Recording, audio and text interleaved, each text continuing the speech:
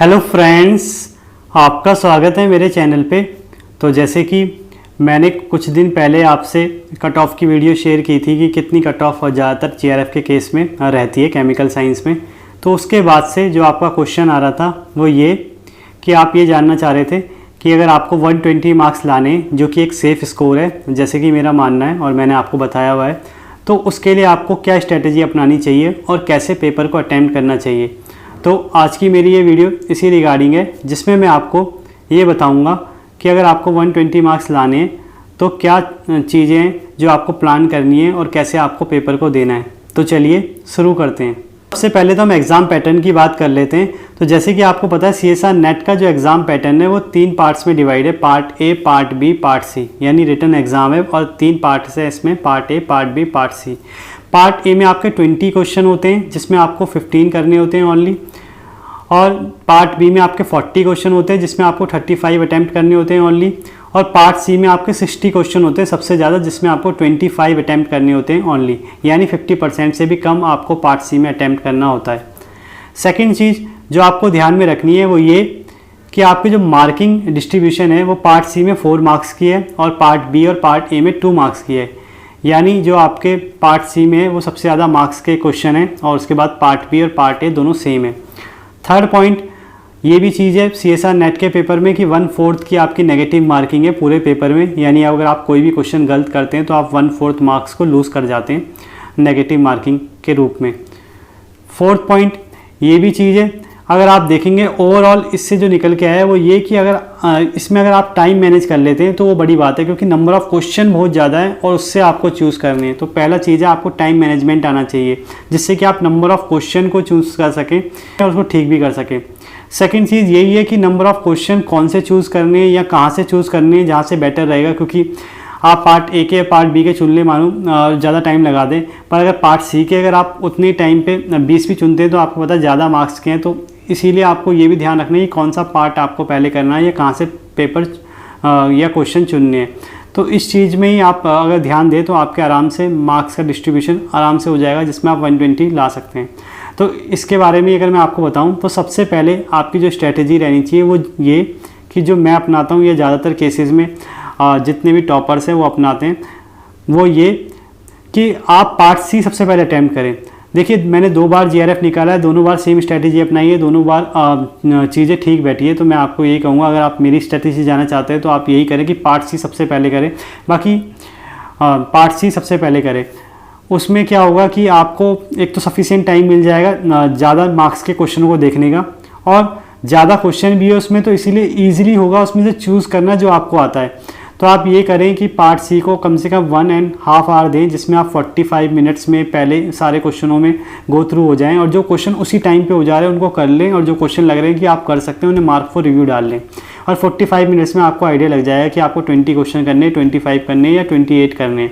28 में इसलिए बोल रहा हूँ, कभी कभी क्या होता है मार्क फॉर रिव्यू लग के क्वेश्चन ज़्यादा ही हो जाते हैं 25 से। उसके बाद जब आप नेक्स्ट 45 मिनट्स बाद वापस आएँ, क्योंकि आपको 1.5 आवर देना है, तो आप उसमें वो क्वेश्चन करें जिन्होंने आपने मार्क फॉर रिव्यू लगाए थे, उन्हें अच्छे से कर लें, और जैसे वो 25 पूरे हैं वहाँ पे आप छोड़ दें। तो उससे क्या होगा, आप 1.5 घंटे में 25 क्वेश्चन कर लेंगे, या 20 या 22 जो भी क्वेश्चन आपको करने थे आप उतने कर लेंगे। सेकेंड है, फिर आप पार्ट बी में आएँ और पार्ट बी के लिए आप जो मार्जिन रखें वो 45 मिनट्स का मार्जिन रखें मैक्सिमम, या 30 मिनट्स का मैं कहूँगा मार्जिन रखें। उसमें फिर आप सेम स्ट्रेटजी अपनाएं, 15 to 20 मिनट्स में सारे क्वेश्चन को गो थ्रू कर लें। और पार्ट बी में मैं आपको बता दूं, कैलकुलेशन का क्वेश्चन बहुत ही कम आता है, और या ऐसी कैलकुलेशन आती है जो 0 के लगभग होती है, मतलब बहुत ही आसान होती है। तो यानी आप 15 to 20 मिनट्स में सारे क्वेश्चन गो थ्रू कर लेंगे, इसकी मेरी गारंटी है, और 15 मिनट्स में मैक्सिमम। उसके बाद आप 20 मिनट्स में अगर कोई दिमाग लगाना चाहते हैं या कोई क्वेश्चन मार्क फॉर रिव्यू लगाया था, 15 मिनट्स में आप उसको दोबारा रिव्यू करके कर सकते हैं। तो यानी आधे घंटे में आपका मैक्सिमम काम हो जाएगा, और जो 15 मिनट्स का मार्जिन बचा, मैंने जो 45 मिनट्स आपको देने को कहे थे, उसमें आप दोबारा रिवाइज कर सकते हैं पार्ट सी और पार्ट बी के क्वेश्चनों को। क्योंकि देखिए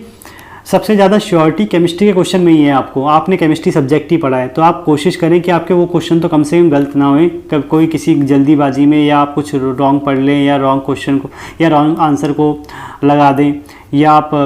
मतलब जल्दीबाजी में कोई स्किप कर दे क्वेश्चन को, तो ये आपकी जिम्मेदारी बनती है कि केमिस्ट्री के क्वेश्चन तो कम से कम आप ठीक वाले तो ठीक करके ही आएँ जो आपको आते हैं। तो इसलिए पार्ट बी और पार्ट सी के क्वेश्चनों को जरूर रिवाइज़ कर लेना आप, चाहे पार्ट ए के आप रिवाइज़ ना कर पाएँ या टाइम ना मिले, तो इस चीज़ का आप ध्यान रखें। थर्ड, फिर आप पार्ट ए में जा सकते हैं। पार्ट ए में 20 मिनट्स में आप 20 क्वेश्चन कर लेंगे, या मैं ये कह सकता हूँ मतलब उसमें से 15 चुन लेंगे और उसमें से आपको जो 8 या 10 या 12 जितने करने हैं आप कर लेना, और बाकी 10 मिनट्स आप चाहे उन्हें रिवाइज़ कर लें और चाहे आप पूरे 30 मिनट्स ही लगा लें, और जितने भी क्वेश्चन मैक्सिमम आप उसको अटैम्प्ट कर पाएँ उतने ठीक हैं। तो ये आपकी स्ट्रैटेजी रहनी चाहिए कि आप पार्ट सी पे जाएँ, पार्ट बी पे जाएं और पार्ट ए पे जाएं, और कोशिश करें कि आप पूरे ही पेपर को गो थ्रू कर लें 3 आवर्स में। मतलब आप ऐसा ना करें कि आप कोई क्वेश्चन को मिस कर दें, ताकि इससे आपको ये ना हो कि बाद में आपको अफसोस हो कि ये क्वेश्चन मुझे आता था और मैंने देख ही नहीं पाया, मुझे टाइम ही नहीं मिला। अब फोर्थ पॉइंट है, पार्ट सी में जब भी आप क्वेश्चन करें तो आप ये माने अगर आपको 120 लाना है तो आपके पास 18 to 20 क्वेश्चन का मार्जिन होना चाहिए जो ठीक हो, या मतलब आप जो अटैम्प्ट करें वो 22 से ऊपर हो या 22 तक तो कम से कम हो। पार्ट बी की मैं अगर आपको बात करूँ तो 25 प्लस क्वेश्चन आप अटैम्प्ट करें या 30 क्वेश्चन तक आप अटैम्प्ट करें, और जिसमें आपके 20 या 22 ठीक होने चाहिए अगर आपको 120 नंबर लाने तो। और पार्ट ए की बात मैं अगर करूँ तो आप पार्ट ए में 8 to 10 क्वेश्चन अटैम्प्ट कर सकते हैं, मतलब इतना तो आपको करना ही चाहिए, और उसमें से 5 to 6 आपके ठीक होने चाहिए, या 5 तो कम से कम मिनिमम ठीक होने चाहिए अगर आपको 120 में पहुंचना है तो। इतना मतलब आप मार्जिन रखें, तभी जाके आप मतलब 120 तक ला सकते हैं, और ये इतना कठिन भी नहीं है। हाँ, जब आप एग्ज़ाम में जाते हैं तो थोड़ा प्रेशर रहता है, उस वजह से आपकी चीज़ें जो है थोड़ी सी लेस हो जाती हैं एफिशिएंसी, पर अगर आप ऐसा प्लान करके चलेंगे तो मुझे लगता है आप इतने में भी जाते हैं तो आप आराम से जीआरएफ क्वालिफाई कर लेते हैं और अच्छी रैंक भी ले आते हैं। अब ध्यान जो आपको ये रखना है वो ये रखना है कि पार्ट सी में ज़्यादातर केसेस में क्या होता है, या किसी भी पार्ट में ये होता है कि शुरू के 5 या 10 क्वेश्चन लगातार हार्ड होते हैं। वो किसी भी स्लॉट में हो सकते हैं, बीच में हो सकते हैं, स्टार्टिंग में हो सकते हैं, या लास्ट में हो सकते हैं। तो आप कोशिश करें अगर आपके तो आप ये ध्यान दें कि अगर आपके स्टार्टिंग में हार्ड आ जाते हैं तो आप सीधा उस पार्ट के लास्ट क्वेश्चन से स्टार्ट करें, ताकि आप जो एंजाइटी प्रेशर से आपको गुजरना है या आपको जो टेंशन हो जाएगी उससे आप बच सकें और ज़्यादातर क्वेश्चन को सॉल्व कर सकें। क्योंकि देखिए वैसे भी वो आपको स्किप करने अगर आपको हार्ड क्वेश्चन आ जाते हैं और आपको नहीं आ रहे तो, पर उससे ऐसा ना हो कि आप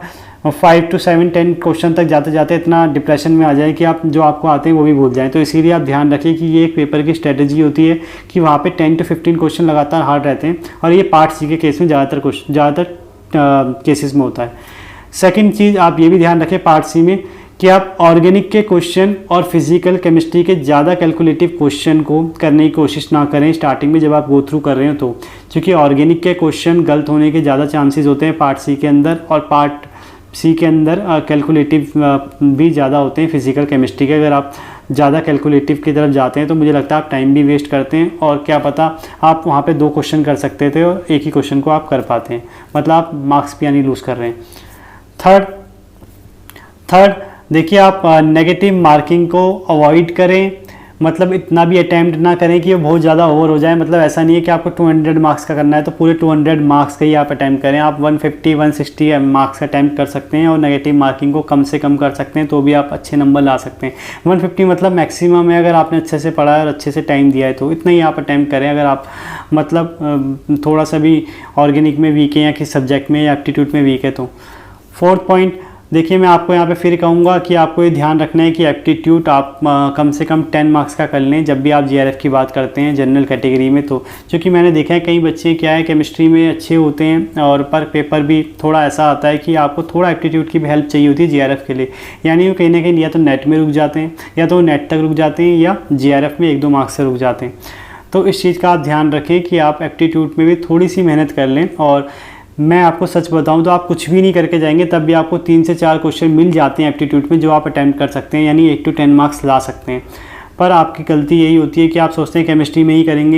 करेंगे और पार्ट ए देखते ही नहीं पूरे 3 आवर्स में भी। तो ये गलती आप बिल्कुल ना करें, मतलब आप पार्ट ए ज़रूर देखें 3 आवर्स के अंदर, और या 15 मिनट्स तो मिनिमम दे पार्ट ए को। अगर आप बिल्कुल भी नहीं देना चाहते हैं या बिल्कुल भी आपको आइडिया नहीं है पार्ट ए। लास्ट में आपसे ये कहना चाहूँगा, देखिए ऐसे तो बाकी कुछ पर्टिकुलर होता नहीं कि आप इतना ही करेंगे या इतना ही मार्क्स आपके आ जाएंगे अगर आपने ऐसा किया तो,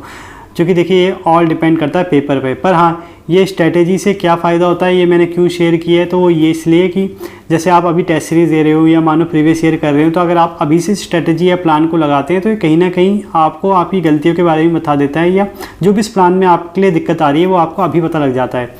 तो ताकि आप जो इस प्लान में आपको जो सुधार करना है या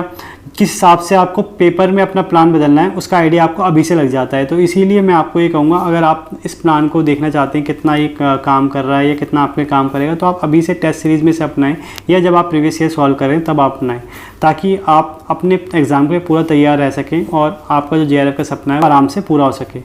तो आई थिंक अब आपको मेरी बात समझने आई होगी, और बाकी आगे भी ऐसी इन्फॉर्मेटिव वीडियो देखने के लिए इस चैनल को सब्सक्राइब करें, वीडियो को लाइक करें और शेयर करें। Thank you.